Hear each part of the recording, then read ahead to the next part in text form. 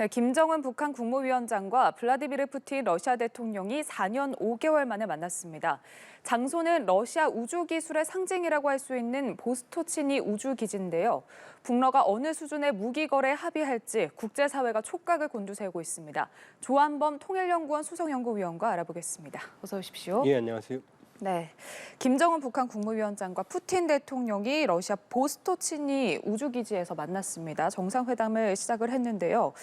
회담 직전 모두 발언에서 푸틴 대통령이 우주기지에서 회동하는 이유에 대해서 북한의 인공위성 개발을 돕겠다 이렇게 밝혔습니다.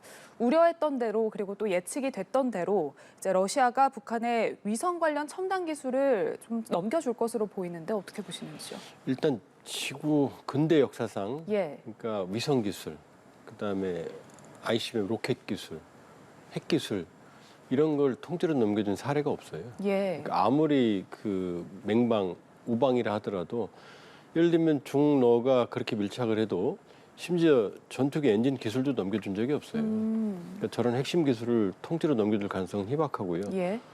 그러나 북한의 입장에서는 구소련, 러시아의 구형 로켓 기술과 구형 위성 기술을 활용을 하고 있는데 조금만 도와줘도 도움이 되거든요. 예. 그러니까 당장 비약적으로 북한의 기술이 발전하는 건 아니고요. 다만 바스토친이라는 장소 자체가 예. 지금 상당한 압박이 돼요. 그러니까 북한과 러시아의 역습이라고 볼 수 있어요. 그러니까 우크라이나 전쟁에서 러시아가 밀리고 있죠. 또 한반도에서는 북한이 고립돼 있죠. 근데 만약에 바스토친이라는 데에서 저게 상징하는 거 꼭 그 위성뿐만이 아니라 로켓, 이건 ICBM 기술이죠. 예. 핵과도 관련이 되죠.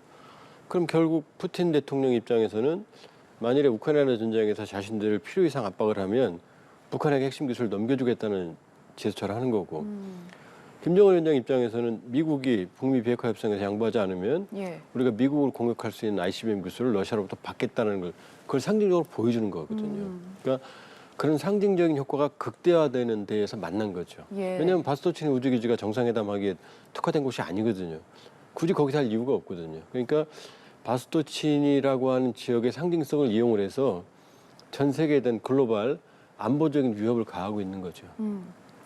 자, 지금 뭐 우주 기지에서 회동하는 이유는 북한의 인공위성 개발을 돕겠다라고 지금 푸틴 대통령이 모두 발언에서 밝혔는데 인공위성의 전체적인 기술을 넘겨주지는 않을 것 같다라고 하셨습니다만 이제 북한이 앞서 정찰위성 발사를 2차 2번 다 실패를 하지 않았습니까? 그리고 10월에 3차 발사를 단행을 할 것이다라고 밝혔는데 때문에 이번에 러시아 쪽에서 관련해서 이제 선진 우주 기술을 넘겨받아서 10월 3차 발사는 좀 성공을 하지 않을까라는 좀 관측도 나오고 있거든요.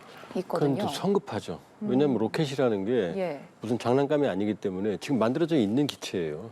여기에 지금 기술을 준다고 그래도 설계해야 되고 다시 해야 되고 그러면은 예. 몇 달, 몇 년이 걸리는 거지. 지금 잠깐 도와준다고 발사하는 게 성공하는 건 아니거든요. 그러니까 예를 들면 향후에 예. 북한이 추가로 발사할 수 있는 인공위성에 지금 해상도가 낮은 카메라 대신에 러시아 때 해상도가 높은 고해상도 카메라를 준다든지 합성 계구 레이더의 기술을 일부 준다든지 아니면 북한이 사용하고 있는 RD-250 그 소련이 기반의 로켓 기술의 일부 선열된 걸 준다든지 이렇게 한다고 해도 시간이 많이 걸려요. 예. 그러니까 3차 발사의 성공 여부는 북한의 실력이 달려있는 거지 이번 회동에서 기술을 준다고 해도 바로 적용할 수 있는 건 아니에요. 좀 성급한 판단일 수 그럼요. 있다라는 말씀이셨습니다. 자, 이번 북러 정상회담에서 가장 주목되는 부분이 양국이 이제 무기 거래를 포함해서 군사적 협력 수준을 어느 정도까지 높일 것이냐, 어느 정도까지 밀착할 것이냐 이 부분이 가장 지금 주목되는 상황인데 회담 직전에 크렘린궁에서 북한과 공개되면 안 되는 민감한 영역에서 협력을 할 것이다 이렇게 밝혔습니다. 공개되면 안 되는 민감한 영역 어떤 의미일까요? 지금 이 모든 상황이 예. 사실은 북한하고 러시아는 대문대문했어요. 소련 체제 해체 이후에. 왜냐하면 예. 북한이 지불 능력이 없거든요. 러시아는 시장체제로 전환했고. 그런데 우크라이나 전쟁이라는 돌발 변수가 생기면서 지금 러시아가 아주 다급합니다. 뭐 일부 언론에서는 북한의 도움 없어도 버틸 수 있다고 그러지만 그렇지 않아요. 예. 지금 탄약로가 아니라 재고가 소진됐기 때문에 러시아는 탄약로를 구할 데가 없어요. 북한 말고는. 그럼 탄약로가 없으면 전선이 붕괴됩니다. 그러니까 이미 사망한 프리고진이 반란을 일으켰던 이유도 탄약 부족이 원인이었거든요. 그러면 러시아는 지금 절박한 상황이거든요. 예. 절박한 상황이고 북한으로서는 지금 필요한 게 첨단 기술보다는 사실은 식량, 지금 식량 가격이 제일 고공행진이에요. 쌀값 1kg에 6,500원, 600원인데 이런 예가 없거든요. 예. 그다음에 비료, 에너지, 러시아가 다 수출국이거든요. 그러니까 지금 인도적 지원 얘기가 나오잖아요. 겉으로는 첨단 기술, 뭐 우주 얘기를 하지만 바로 주고받을 수 있는 건 북한의 탄약과 러시아의 식량이에요.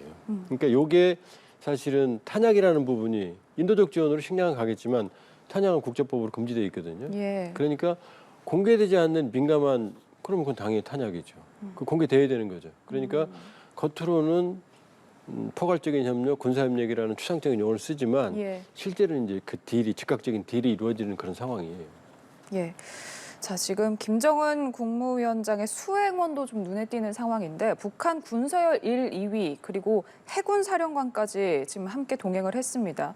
물론 푸틴 대통령이 정상회담 직전에 오늘 회담에서 경제 등 여러 분야에 대해서 토론을 할 것이다라고는 했지만 지금 북한의 수행원 구성만 보더라도 이번에 북러 정상회담, 무기 거래와 같은 그런 군사적 협력 방안에 방점이 찍혀 있다 이렇게 봐도 되는 거죠. 예, 당연히 그렇죠. 이미 쇼이구 국방부 장관이 북한 7.27 정전협정 기념회 열병식 갔을 때부터 예견이 되었던 거고요. 예. 그 이후에 연장선상으로 마지막 방점을 찍는 거예요, 지금. 이미 협상은 다 됐을 거고요. 예. 자, 수행단을 보면 이제 오수영 같은 경우는 경제 담당이에요. 그다음에 박태선 같은 경우는 과학기술, 우주 쪽 포함한 이쪽이 있죠. 최선희는 외무상이고. 그러나 압도적 다수가 군부예요. 그러니까 리병철 당중앙군사위 부위원장, 박정천 군정지도부장, 강승남 국방상, 그다음에 조충용 이 군수공업부장, 예. 그다음에 김명식 그 해군대장, 공군대장이 다 갔어요 지금. 그러면은 북한의 주요한 협력을 할 수 있는 군부 파트너를 다 간 거거든요. 그러니까 다양한 분야에서의 군수 협력부터 시작해서 군사 훈련까지 모든 분야에 협력을 할 수 있는 인물들이 모두 다 간 거기 때문에 예. 거의 진영의 거의 주요 인물의 절반이 군부거든요. 그러니까 이번의 핵심은 군사 협력입니다. 군사 예. 협력이고 러시아가 절박한 탄약료를 지원하고 이제 북한이 받을 것들 그것들이 이제 딜이 이루어지는 상황이라고 봐야죠. 예. 김정은 위원장이 회담 전에 패권 세력에 맞선 푸틴 대통령의 모든 결정을 지지한다라면서 반미 자주전선에서 러시아와 함께할 것이다 이렇게 밝혔습니다. 이번 북러 정상회담을 계기로 양국의 이제 협력 관계가 분수령을 맞을 것으로 보이는데 앞서 이번 북러 정상회담의 핵심이 군사협력이고 그리고 이미 어느 정도 협상이 됐을 것이다라고 말씀을 하셨습니다. 실제로 정상회담에서 물밑에서 어떤 내용들이 좀 오갈 것으로 보이고 또 실제로 어느 정도 수준의 내용이 발표될 것이라고 보시는지요? 일단 공개될 수 없는 민감한 영역이라고 말했거든요. 예. 그러니까 그런 내용은 안 나올 거예요. 그러나 지금 간 걸 보면 이제 정치, 경제, 군사, 건설, 관광 다 들어 있거든요. 예. 그럼 포괄적인 그러니까 양측 간의 협력 관계, 전략적, 포괄적 전략적 협력 관계 이런 단계를 격상을 시킬 것 같고요. 그다음에 각 분야의 군사 협력에 방점을 두지만 다양한 분야의 협력을 한다라고 추상적인 내용들이 들어갈 것 예. 같고 그러나 이제 핵심적인 부분들은 공개가 안 되겠죠. 추상적이고 포괄적인 부분만 공개가 되고 진짜 핵심은 아마 물밑에서 이루어질 예, 것이다. 공개되면 안 된다고 그랬으니까요. 알겠습니다. 김정은 국무위원장이 정상회담 후에 이제 수호의 전투기 생산 공장을 방문을 할 것으로 지금 알려졌습니다. 때문에 정상회담을 계기로 최신형 전투기 수입을 하려는 게 아니냐 이런 관측도 나오고 있거든요. 어떻게 예상하시나요? 그러니까 이제 예를 들면 지금 뭐 핵 관련 기술, 뭐 핵잠수함 기술 그런 거 주지도 않지만 예. 예를 들면 핵잠수함 같은 경우도 기술을 준다고 해도 북한이 실용하는 데는 10년, 20년 걸려요. 우리 첨단화된 조선 선진국인 우리 입장에서도 미국이 핵추진 잠수함 기술을 줘도 최소 10년은 걸립니다. 진수까지. 그러니까 북한에게 급한 건 사실은 첨단 기술이 아니고요. 예. 그러니까 식량, 비료, 에너지하고 그다음에 재래식 전력 현대화입니다. 북한은 공군기는 사실 없다고 봐도 되거든요. 띄울 수 있는 비행기라는 게 몇 대 안 돼요. 예. 특히 미국 29국의 가장 첨단 비행기인데 이것도 한 3, 40년 됐죠. 이것도 부품이 없어서 못 띄워요. 근데 러시아는 미국 20기 부품이 남아 돌거든요. 예. 이 부품을 줄 수 있고 그다음에 북한이 가장 원하는 게 김정은 위원장이 가장 원하는 게 Su-35예요. 이거는 우리 한미에 대응할 수 있는 러시아의 최첨단 비행기거든요. 예. 그러니까 이런 건 지금 한 대도 없거든요. 그러니까 이 수호의 공장을 간다는 얘기는 지금은 러시아가 바쁘니까 당장은 못 주죠. 그러나 중장기적인 계약을 통해서 지금 급한 거 받고 그러니까 북한군을 현대화할 수 있는 해군 공군의 공군력을 준다 그러면 그러니까 첨단 기술이 아니더라도 북한은 충분히 남는 장사거든요. 그러니까 겉으로는 바스토치니 우주기지에서 저런 행사를 하지만 이건 일종의 페인팅에 가까운 거고 예. 사실은 이제 실질적인 이 재래식 분야에서 군사협력, 북한군 노후화된 북한군 구소련 기술 기반의 무기들을 현대화하는데 러시아가 도움을 줄 수 있거든요. 그러니까 푸틴 대통령은 아마 오래 있어봐야 내일 정도까지 있을 것 같고 그 다음에 이제 이동을 하고 그 다음에 이제 쇼이구 국방부 장관이 이 평양에 갔을 때 김정은 위원장이 여기저기 이제 무장 장비 전시회도 안내했거든요. 예. 거꾸로죠. 이번에 쇼이구 장관이 이제 군수 공장 이런 데를 이제 안내하겠죠. 그러면서 양측 간에 북한 재래식 전력 현대화된 논의들이 이루어지겠죠. 예, 당장은 아니더라도 중장기적인 방안들, 그렇죠. 현대화할 수 있는 방안들이 논의될 것이다라고 말씀을 해주셨습니다. 자, 양국 관계가 훨씬 더 실질적인 관계로 이제 바뀌는 게 아니냐라는 전망이 나오고 있는 상황인데 사실 가장 우려되는 점이 이 결합이 사실 세계 안보에 좀 위협이 된다 이 점 아니겠습니까? 사실 두 악동의 브로맨스죠. 왜냐하면 우크라이나 전쟁으로 지금 수세에 몰려 있는 러시아, 그 다음에 그 핵 문제로 고립돼 있는 북한이 지금 사실은 역습을 하는 거예요. 둘이 절묘하게 필요한 것들을 가지고 있거든요. 예. 그러니까 북한의 전략적 가치가 높아졌기 때문에 예를 들면 우크라이나 전쟁은 장기 소모전으로 가거나 휴전밖에 답이 없거든요. 정전은 어려워요. 그러면 장기 소모전으로 가면은 북한의 지속적인 군수 보급 능력이 필요한 거고 만일에 휴전을 하게 되면 러시아 입장에서는 점령지를 재건을 해야 되는데 러시아는 건설 노동자가 없거든요. 예. 그럼 북한 노동자, 건설 노동자를 가거든요. 그러니까 어느 경우든 러시아 입장에서는 북한의 능력이 필요한 거죠. 그러니까 우크라이나의 전쟁으로 북한의 지불 능력이 생겼고 북한의 전략적 가치가 높아진 거죠. 그러니까 그동안 북한이 주로 북중 관계에 95% 의존해 왔다면 이제 예. 러시아라는 돌파구가 생긴 거고 우크라이나 전쟁은 끝나지 않기 때문에 러시아 역시 계속 제재를 받거든요. 그러니까 우크라이나 전쟁의 영향이 지속되는 한 북러 위럴 관계는 상당히 오랫동안 지속될 수가 있죠. 그러니까 네. 북러 협력, 북러 군사 협력의 뉴노멀 시대가 온 거예요. 우리로서는 별로 안 좋은 시나리오죠. 예, 뉴 노멀이라고 표현을 해주셨는데 이렇게 이 북러 결합이 세계 안보에 위협이 됨에도 불구하고 지금 유엔 차원의 대북 제재는 좀 어렵지 않습니까? 아무래도 러시아가 상임 이사국으로서 비토권을 가지고 있는데 특히 이제 러시아가 북러 정상회담을 앞두고 북한에 대한 유엔 제재를 이행하지 않을 가능성을 시사를 하지 않았습니까? 때문에 어떤 국제사회에서 이제 국제 차원의 어떤 북한에 대한 제재 어렵다라고 볼 수밖에 없지 않습니까? 어차피 예. 2017년 12월 유엔 안보리 2397호 이후에는 단 한 건도 추가 제재가 없어요. 러시아와 예. 중국이 반대해서.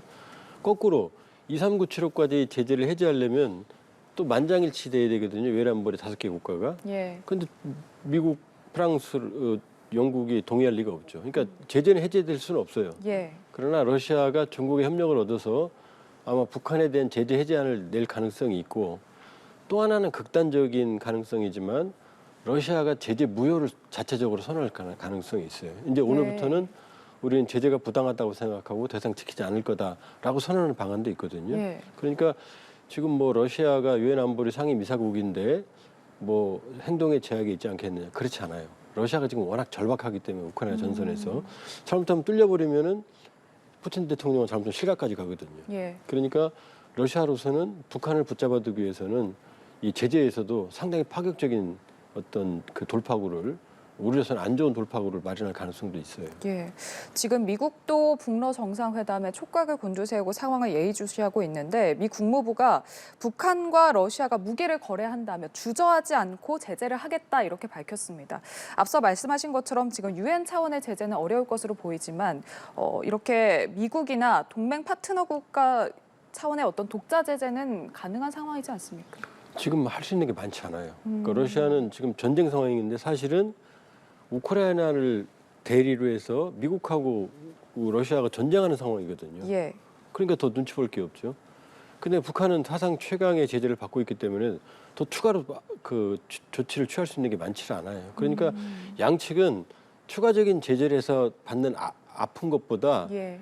북러 간의 전략적 협력이 이게 훨씬 더 크다고 판단하고 있거든요. 그러니까 행동을 막을 수가 없죠. 그러니까 예. 국제사회는 추가적인 조치를 취하겠지만 그 두 위험한 두 체제 간의 브로멘트를 막기는 어려울 거예요. 막기는 어려울 것이다.